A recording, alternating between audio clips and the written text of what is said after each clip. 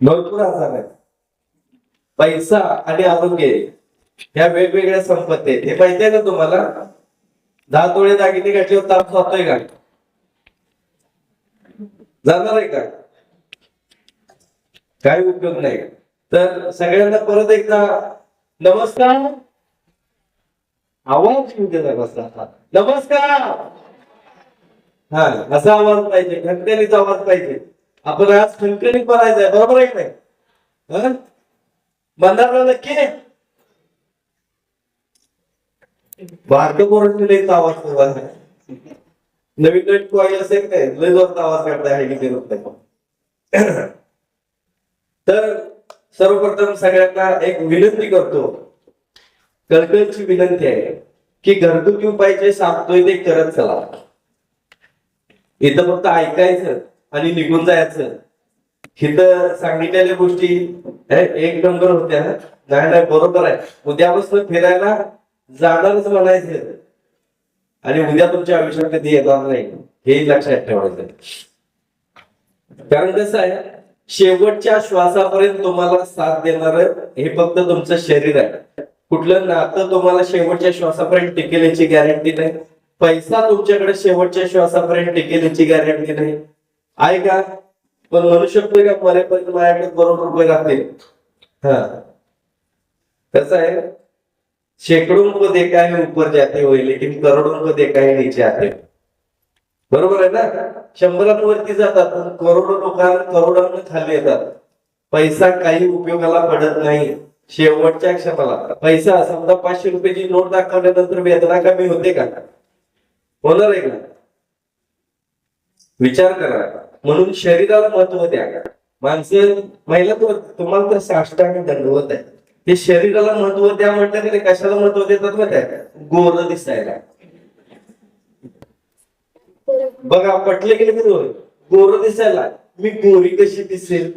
व्यायाम तर करायचं नाही तर पोट कसं कमी होईल?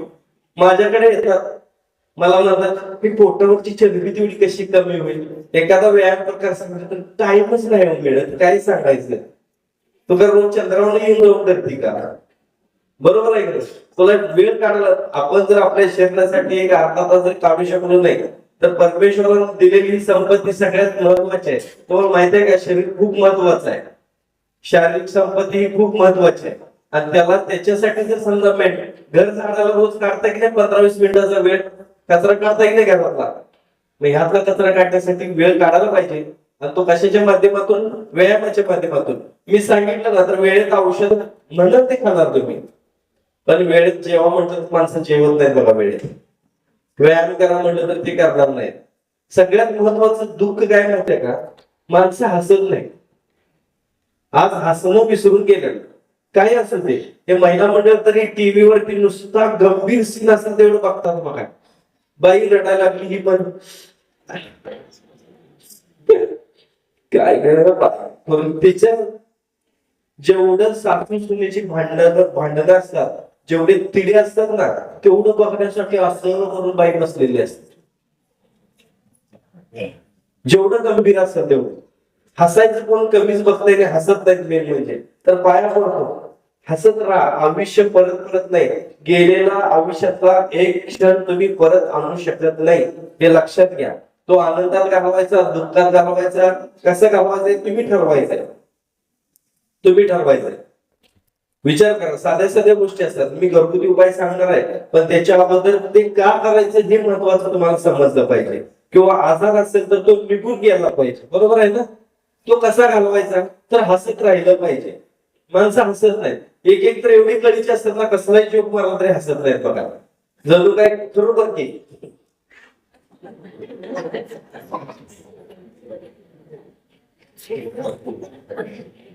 असं बसलेली असतात. महिला मंडळ तरी काय सांगायला नको, तोंडाचा चंपू करून ना टीव्ही बघतात.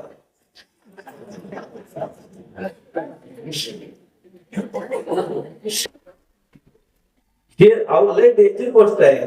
हसणं विसरून गेल्या किती काय. मी तुम्हाला सांगतो, साध्या साध्या गोष्टीतून हसायला येऊ शकतं. आता एक लग्नाचा कार्यक्रम होता.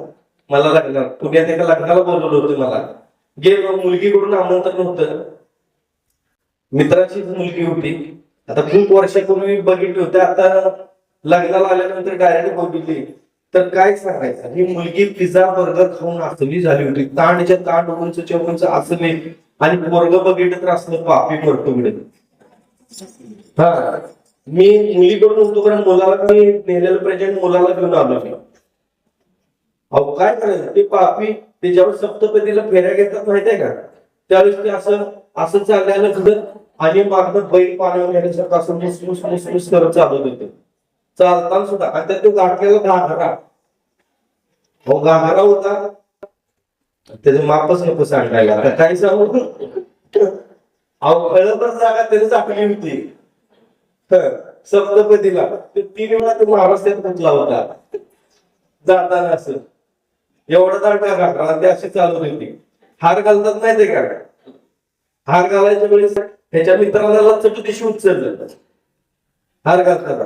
हे जनावर कोण 150 किलोचं जनावर उचलणार कोण, प्रत्येक मुलीचा मामा कुठे गेला, मुलीचा मामा या, मुलीचा मामा म्हटला मला मुलग्यात पुढ्या बाहेर माझ्या यायला बसवलं.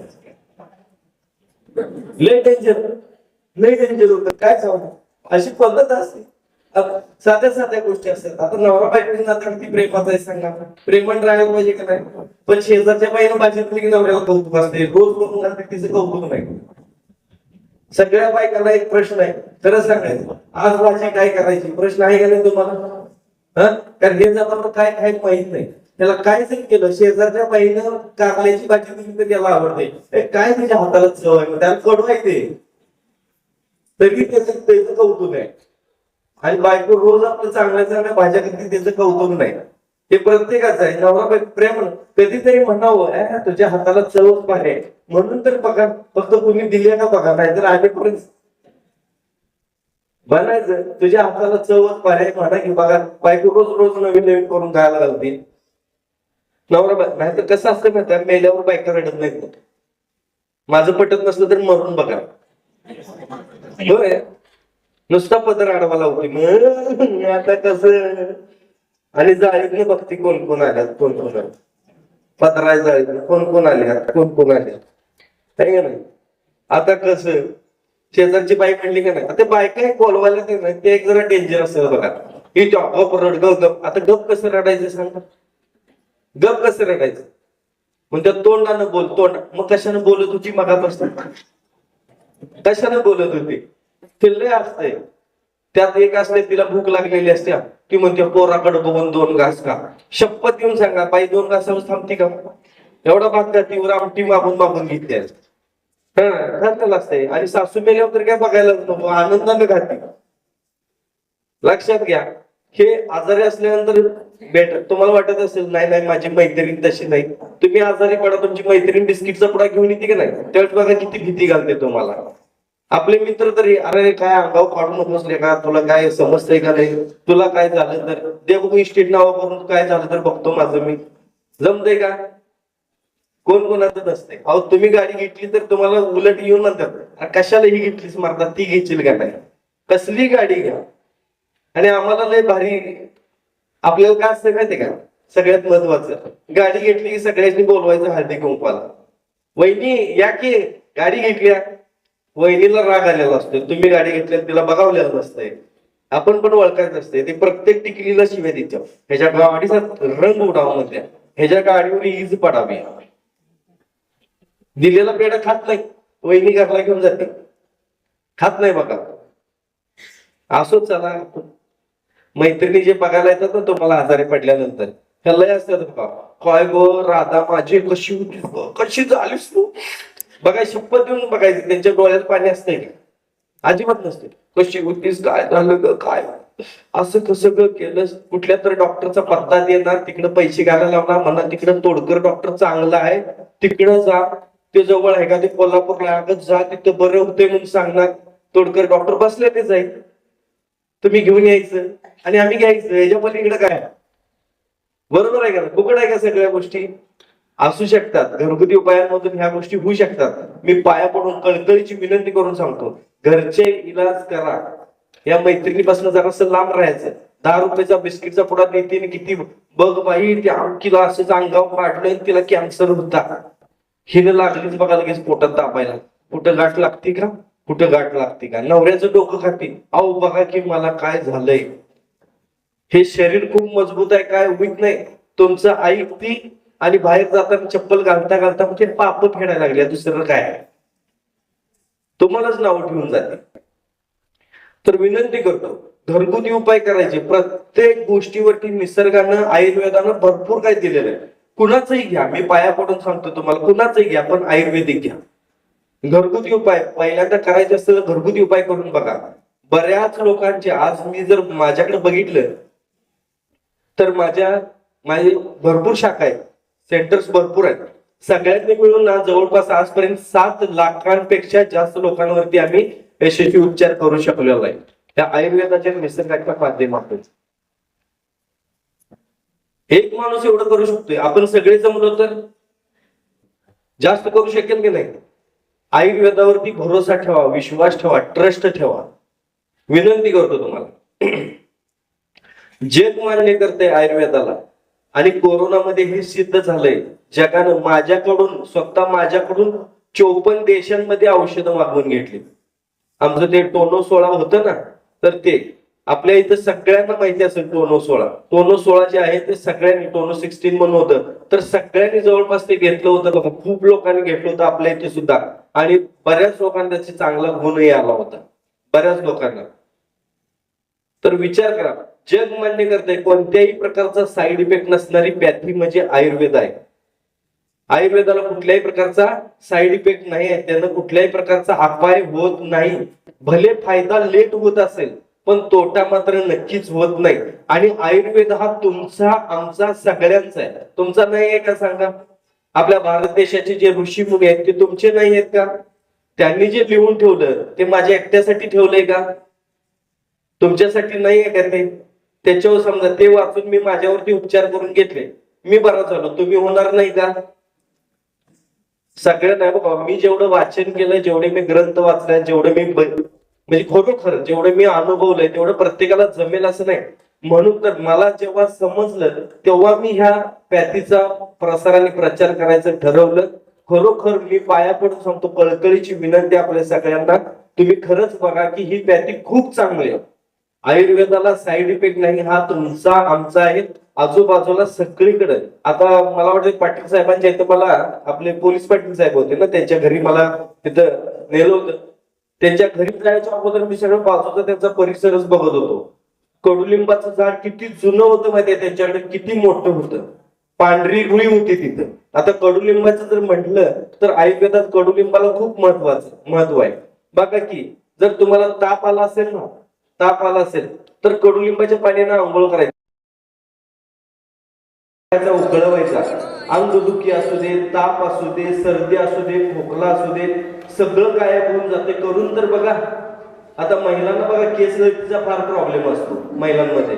केस गळतीसाठी बऱ्याच महिला, माझ्याकडे तर एवढा म्हणजे अगदी सांगायचं तर लोंडाच असतो माझ्याकडे. तर हे केस गळतीचं जर तुम्हाला थांबवायचं असेल तर साधं खोबरेल तेल घ्यायचं, त्याच्यामध्ये कडुलिंबाची भरपूर पानं घालायची, त्याच्यामध्ये परत आवळा घालायचा. आणि हे जर समजा तुम्ही तेल काही करायचं नाही जास्त, लय झालं तर जास्वंदाची पानं किंवा फुलं, जास्वंदाची पानं 2, कडुलिंबाची पानं भरपूर, खोबरेल तेल आणि आवळा माहिती आहे ना, आवळा तो चिरून त्यात टाकायचा. हे जर तुम्ही केला तर बऱ्यापैकी तुम्हाला केस गळती. एकदा जर लावलं, आठवड्यातून 2च वेळा लावायचं, रोज लावायचं नाही. कारण एकदा लावलं तर ते 3 दिवस त्याच्यावरती काम करायला लागते, त्याला काम करू द्यायचं. एकदा लावलं की 3 दिवस ते चालतंय.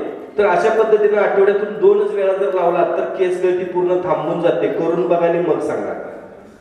इतकं साधं सोपं आहे. त्याच पद्धतीने कडुलिंबाची साल जी आहे, कडुलिंबाच्या खोडाची साल, ती जर समजा तुम्ही उगाळून जखमेवरती लावली, आता आपल्याला कुठेही जखम होते, कधी भासतंय तर कधी पडल्यानंतर कुठेतरी गुडघ्याला लागतंय, कुठं खोपराला लागतंय, जखम होते बघा. तर ह्याच्यावरती सुद्धा तुम्ही कडुलिंबाची साल जर उगाळून लावलात ना तर ती जखम लगेच भरून येते. करून तर बघा, करून बघा. कडुलिंबाच्या काडीने जर दात घासले तर दात एवढे मजबूत होतात, छान होतात. मेन म्हणजे पूर्वी असाय, तुम्हालाही माहिती असेल, आता कोण घासतं का घरी, कुणी नाही. कडुलिंबाच्या काडीने दात, मी म्हणतो आठवड्यातून एकदा 15 दिवसातून एकदा तरी करायला काय हरकत आहे? कडुलिंबाच्या काडीनं दात घासून बघा, हे दातांचं किडणं वगैरे आहे ना, हे बऱ्यापैकी कमी होऊन जाते. करून तरी बघा. हो माय बापू, याला पैसे आहेत का सांगा बरं? त्याचे पैसे मला द्या म्हणतोय का मी तुम्हाला? अहो मी येण्या जाण्याचे पण पैसे घेत नाही.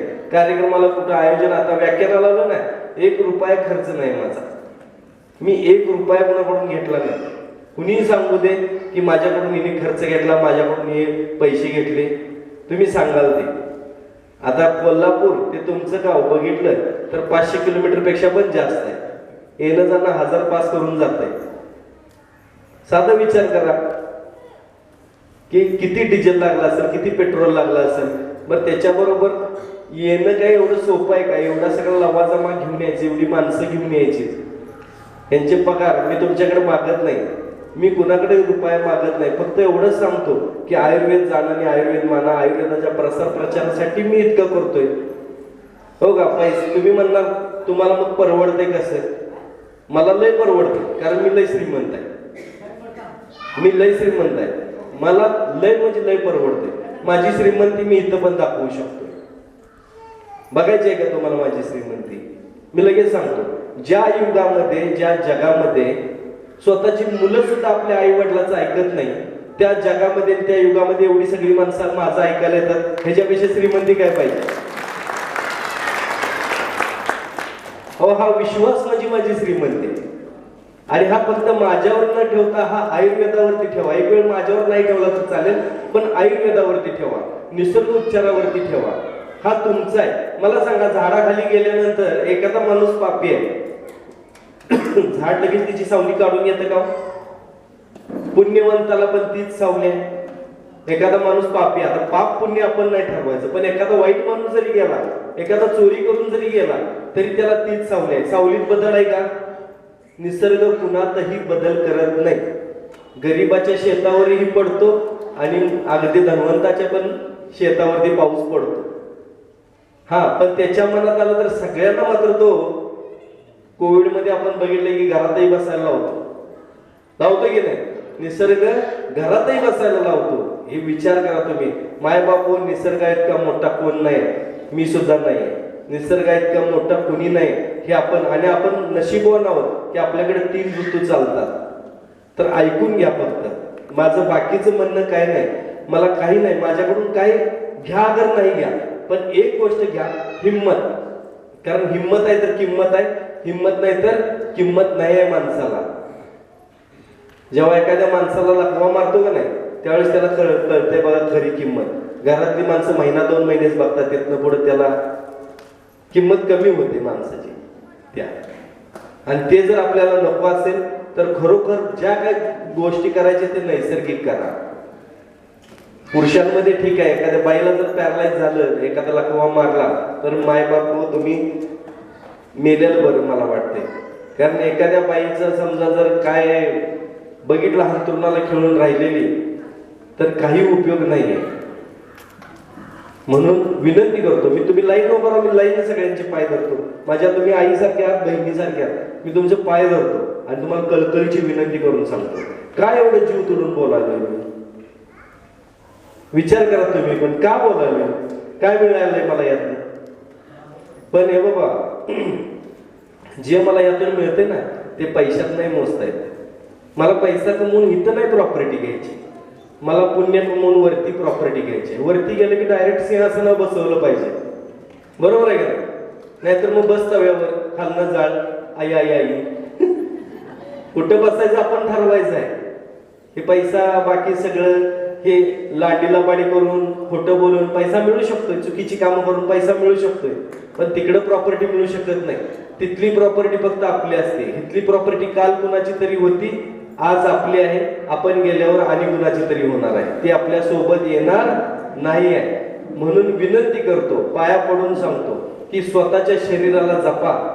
बघा, तुम्ही कुठल्याही सांगितलं, तुकाराम महाराजांनी काय सांगितले? तुम्ही व्रत वैकल्य न करावे, बरोबर आहे ना? तुम्ही व्रत कुठलं, तुम्ही उपवास तपास करू नका, तुम्ही एक वेळ देवाला पूजू नका, देवाला नमस्कार करू नका, पण एक गोष्ट करा, तुमच्या शरीराला तेवढं पिडू नका. शरीराला यातना देणं म्हणजे चुकीचं आहे. तुम्हाला माहिती आहे का? जेव्हा माणूस जन्माला येते, बाळ जन्माला येते, त्यावेळेसही त्याला गुंडाळूनच घ्यावं लागते. बरोबर आहे काय? आपण त्याला बाळूद्यात गुंडाळतो की नाही? गुंडाळूनच आणायला लागते. आणि मेल्यावर सुद्धा गुंडाळूनच न्यायला लागते. येताना गुंडाळून आलेला आपल्याला आल्याबरोबर गुंडाळतात, जाताना आपल्याला गुंडाळूनच नेतात. लक्षात घ्या. येताना आपण हसतो, बाळ रडते, जाताना ते हसत असते, आपण रडत असते. ते सुटलेलं असते सगळ्यात. म्हणून विनंती करतो, सुटा. कोण इथं काय बघा अमर व्हायला कोणी आलेलं नाही. मी पण एक ना एक दिवस त्या रस्त्यावरती जाणार आहे. एक गोष्ट माझ्याकडून आज लिहून घ्या तुम्ही, खात्रीशीर, गॅरंटी केसा. चॅलेंज आहे माझं. त्यात काही चूक झाली तर मला तुम्ही कुठेही, कोल्हापूर काय, मला इथं फोन करा, मी इथं तुमच्या गावात येतो शिक्षा भोगायला. माझ्याकडे एक गोष्ट लिहून घ्या की वेळेच्या अगोदर तुम्ही मरणार नाही. वेळ आल्यावर तुम्ही माझ्या बापाचा वशिला लावला तरी तुम्ही थांबणार नाही. मी थांबणार नाही. वेळ आल्यानंतर माझाही कार्यक्रम आहे की नाही? पण त्याच्यामध्ये जे आहे ते शरीर आपलं कसं ठेवायचं. मला बरेच लोक म्हणतात, तुम्ही काय करता हो? मी रोज बाकी काही करत नाही. मी आज माझं वय सांगितलं तर तुम्ही म्हणणार ठीक आहे, किती असेल वय? 58. पण आजही मी व्यायाम माझा चुकवत नाही. माझ्याकडे बघितलं मला कोण म्हणत नाही तुम्ही व्यायाम करता का? बघितल्यावरच कळतं हे व्यायाम करतोय. समजतं की नाही? व्यायाम करा. मी वेळेत, बघा मी जास्त जेवतो असं नाही आता. पूर्वी खूप जेवायचं, आता खूप कमी केले, पण वेळेत खातो. माझ्या गाडीत माझं सगळं साहित्य तयार असतं. वेळेला पोटाला भर घाला, वेळेला व्यायाम करा. बघा माय बापू, विनंती करून सांगतो, हे फक्त पाळत चला. छोट्या छोट्या गोष्टी असतात. आता सुंदर दिसावं असं महिलांना वाटतंय ना, चला त्याच्यासाठी पण सांगतो. प्रत्येकाला वाटते डाग नसावे, वांग नसावा, त्यासाठी आता तर काही एवढं बांधून जातात, एवढं शिल्लक ठेवतात, त्यात काय कसं बघतात कुणाच ठाऊक, सगळं झाकलेलं असतं. पण तुम्हाला सांगू, सगळं तुम्ही चेहरा तुम्ही दाखवून जरी गेलात, सूर्याकडे रोज जरी बघितलात तरी तुम्हाला काही प्रॉब्लेम येणार नाही. इतका तुम्हाला खतरनाक गेला सांगतो. साधी गोष्ट आहे. आपण आपण केळी खातो माहिती आहे ना, साल फेकून देतो, ते फेकायची नाही, ती स्मॅश करायची, चुरडायची, त्याच्यावर लिंबू पिळायचा, त्याच्यावर थोडीशी तुरटीची पावडर टाकायची आणि खायचा सोडा आपण वापरतो ना स्वयंपाकात, तो सोडा थोडासा टाकायचा त्याच्यात, ते मिक्स करायचं व्यवस्थित आणि त्याचा लेप तयार करायचा. तो चेहऱ्याला लावायचा, 5 मिनिटं ठेवायचं, 5 मिनिटांनी धुवून टाकायचं. बघा एकाच वेळेत एकदम सुंदर दिसायला चालू होत आहे, चेहरा टवटवीत होतो. करून तर बघा, करून बघा या गोष्टी. अजून सांगतो, सगळ्यात महत्वाचं म्हणजे डोळ्यांची काळजी घ्या. डोळे हे फार महत्वाचे आहेत. शरीरावर सगळ्यात नाजूक भाग असलेला, ओपन भाग असलेला हा डोळा आहे. डोळ्याची काळजी घ्यायची सगळ्यात महत्वाची. डोळ्यांसाठी पण सांगतो, संत्र्याची साल घ्यायची, ती पाण्यात टाकून उकळवायची, वस्त्रगाळ करायचं, ती पाणी उकळून गार झाल्यानंतर वस्त्रगाळ करायचं. एक 2-2, 3-3 थेंब किंवा एक 4-5 थेंब तुम्ही एका डोळ्यात या डोळ्यात टाकायचं आणि बसायचं. एक आठवड्यातून 15 दिवसातून फक्त एकदा करा. बघा जोपर्यंत तुम्ही आहात तोपर्यंत तुम्हाला दिसायचा प्रॉब्लेम येणार नाही. करून तर बघा, डोळ्यांचं आरोग्य छान राहील. त्याच पद्धतीनं बऱ्याच आता माता भगिनींच्या मध्ये थायरॉइडचा प्रॉब्लेम जास्त आहे. बघा जिला तिला बदललेला गड्यांच्या मध्ये, पुरुषांच्या मध्ये सुद्धा यावं. माफ करा जरा भाषा कोल्हापूरची आहे, काय करायचं, जरा कोल्हापूर मध्ये येतेच तरी सुद्धा. तर थायरॉइडचा त्रास आहे ना, थायरॉइडसाठी तुम्हाला एकदम साधा सोपा इलाज सांगतो. लेप लावायचा, साधा लेप लावायचा. आवळा घ्यायचा, नारळाची मुळी घ्यायची. नारळाची मुळी नाही मिळाली तर अगदी तुम्ही ते नारळाचं केसर असते माहिती आहे ना, माहितीये की नाही? म्हणजे मला कळू दे, तुम्हाला कळतंय की नाही, नाहीतर मी जीव तोडून बोलायचं, तुम्ही म्हणा म्हणजे काय हो. नारळ आपण सोलतो माहितीये, तो ओला नारळ सोलतो ना, त्याचं ते वरचं केसर असतं ना, ते थोडस उगाळायचं, त्याचा लेप त्यात घालायचा. काय काय करणार, आवळा, नारळाचं केसर आणि सीताफळाची पानं आणि उंबराची पानं, उंबर आणि सीताफळ, नारळ आणि आवळा, हे सगळं एकत्र वाटून घ्यायचं मस्तपैकी आणि त्याचा लेप करून लावायचा. 1 तास 2 तास ठेवा, काही होत नाही. सुकला तरी एकदम पातळ करून लावायचं, सुकला तरी चालतंय. सुकल्यानंतर धुवून टाकायचं. दिवसातून एकदा करा, 2 महिने चुकवायचं नाही. 2 महिन्यांनी जाऊन चेक करा. बघा नॉर्मल, अहो हजारो लोक युट्यूबवरच ऐकून आज कितीतरी लोक बरे झालेले आहेत. खरोखर या युट्यूबच्या माझ्या टीमसाठी एकदा खरोखर जोरदार टाळ्या वाजवा. जोरदार म्हटलं, जोरदार टाळ्या वाजवा. काय माहितीये का, हे मी सांगतोय ना, आता तुम्हाला काही गोष्टी बोलतो, हे मी सांगतोय ना, काही लोकांना आवडत नाही, काही लोकांना आवडत नाही. माझ्या युट्यूबच्या ह्या टीमला तरी किती वेळा त्रास दिलाय लोकांनी, कुठं कुठं काय काय, म्हणजे अगदी तुम्हाला मारतो, हे करतो, ते करतो, अमुक टमुक, काय तुमच्यावर केसेस टाकतो, ह्या त्या. अहो विचार करा, आज माझ्याकडे येऊन माझ्या सगळ्या युनिटमध्ये महाराष्ट्रभर आहेत, त्याच्यातनं येऊन आज 7 लाख लोक आज यशस्वी उपचार घेऊन गेलेले आहेत. युट्यूबच्या माध्यमातून घरगुती उपाय करून आज बऱ्याच महिलांचे, माझ्याकडे व्हिडिओ आहेत, माझ्याकडे पत्र आलेले आहेत, बऱ्याच महिलांनी आता पिंपळाच्या पानांचा काढा करून किंवा रस करून पिल्यानंतर गर्भाशयातल्या गाठी गायब झाल्या म्हणून सांगितलेले माझ्याकडे बऱ्याच महिला आहेत. आता हे युट्यूबवरच ऐकून त्यांनी केलेलं आहे, त्या बऱ्याच झाल्या.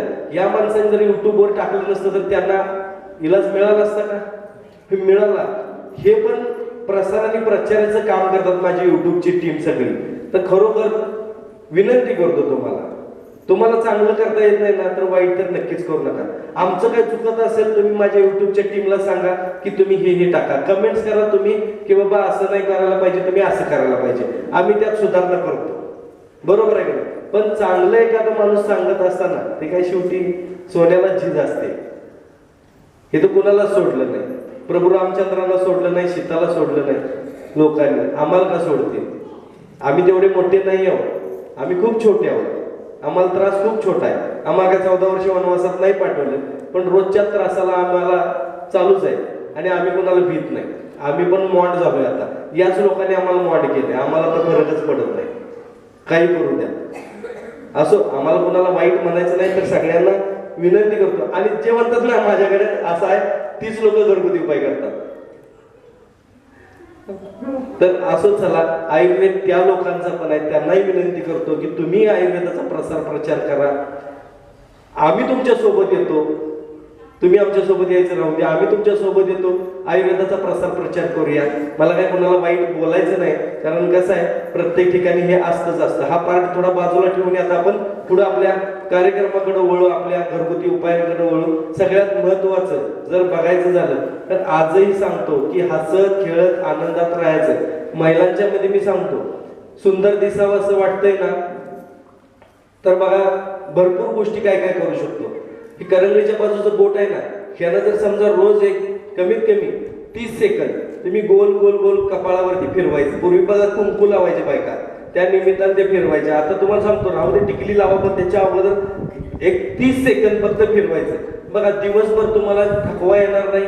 मेन म्हणजे तुमच्यामध्ये जे निगेटिव्ह विचार येतात हार्मोन्समुळे, हे गायब होऊन जातील. बऱ्यापैकी चेहरा फ्रेश राहायला लागेल, मेंदू फ्रेश राहायला लागेल, आनंदी वातावरण, तुमचं मन उत्साही व्हायला लागेल. ह्या सगळ्या गोष्टी तुम्हाला वाढायला लागतील. त्याचबरोबर सांगतो, आता कान काट टोचतात माहितीये का? काहीच माहिती नाही. गाव टोचते म्हणून आपण टोचायचं, सोनं घालायचं, बरोबर आहे ना?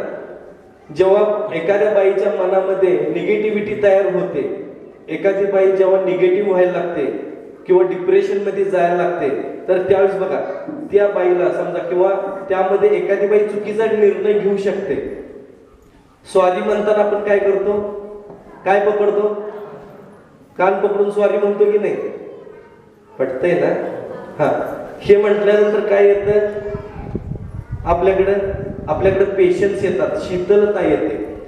शीतलता यावी, पेशन्स टिकून राहावे म्हणून कानाचे हे चोबे टोचायचे असतात. इथं होल असल्यानंतर ना आपल्याला आपल्या शरीरामध्ये शीतलता येते, पेशन्स येतात, संयम येतो. पुरुषांचे पण कान टोचले जातात बघा, संयम येण्यासाठी. संयम राहायला पाहिजे आपल्याकडे. क्या बडा तो दम बडा, हे लक्षात घ्या.